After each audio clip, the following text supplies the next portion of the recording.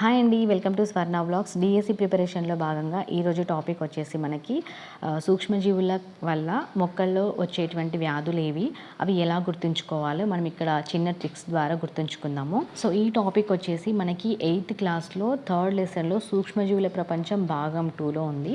ఈ పట్టిక అయితే మనకి 46 పేజీ నెంబర్లో ఉంటుందండి. సో ఏ విధంగా గుర్తుపెట్టుకోవాలో జస్ట్ సింపుల్గా చూద్దాము. సో మనకి ఇక్కడ పట్టికలో చూసినట్లయితే ఫస్ట్ మొక్కలలో వచ్చేటువంటి వ్యాధి అండ్ అదేవిధంగా వ్యాధిని కలగజేసేటువంటి సూక్ష్మజీవులు, వ్యాధి వ్యాపించేటువంటి విధానము అండ్ దానికి సంబంధించినటువంటి పటాలు అయితే మనకి ఇక్కడ టెక్స్ట్ బుక్లో క్లియర్గా ఇవ్వడం జరిగింది. So first one citrus canker తెగులు చూసినట్లయితే మనకి ఇక్కడ బ్యాక్టీరియా వల్ల వస్తుంది. సో ఇది గాలి ద్వారా వ్యాపిస్తుంది.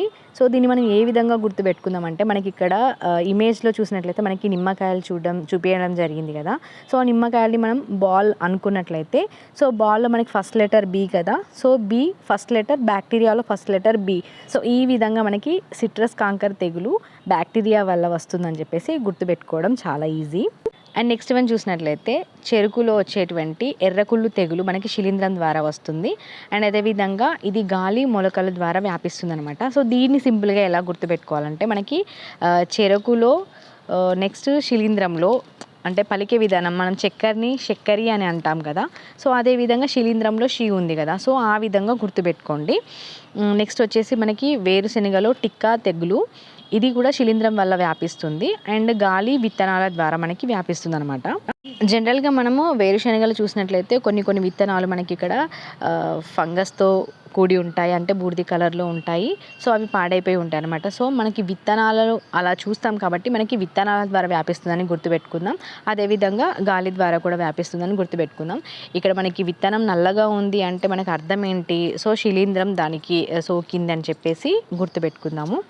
నెక్స్ట్ మనకి ఇక్కడ పిక్చర్లో ఉన్నటువంటి ఏదైనా ఒక పిక్చర్ అడిగేసి కూడా ఎగ్జామ్లో అడిగే ఛాన్స్ ఉంది కాబట్టి పర్టికులర్గా పిక్చర్ని అయితే గుర్తుపెట్టుకోవడానికి ట్రై చేయండి.